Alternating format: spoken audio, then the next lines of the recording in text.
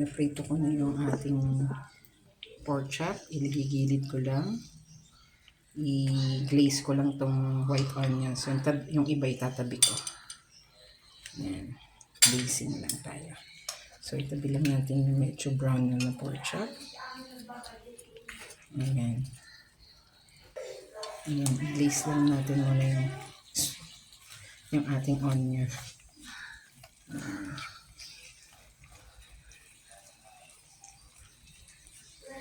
Tingnan niyo, ganda ng kulay ng pork chop, no? Ayan. Mag-set aside na tayo ng mga onions. Lagyan natin dyan para toppings. Nilagay ko na bali yung aking air fried butter para masama natin dito. With, air fried garlic with butter and olive oil pala. Yan, nilagay ko na. Isang kutsara lang ginamit ko para makadagdag siyang bango. Yan, pati na natin yung ganyan. Iwan na natin to para sa ipag-gisa. Yan.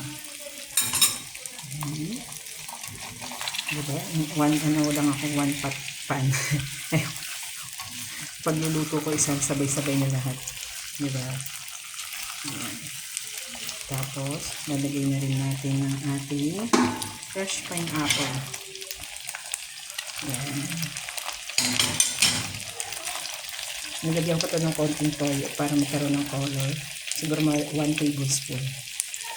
Ayan, nilagay na tayo. Ang laki ng toyo ko, nila. 1 tablespoon. Ayan, siguro mga 2 na yun. Yan. Tapos, lagyan pa rin ng pepper. Ayan, hayaan lang muna natin siya dyan. Cover natin to. Cover natin. Let it simmer muna. Na-absorb yung konting soy sauce.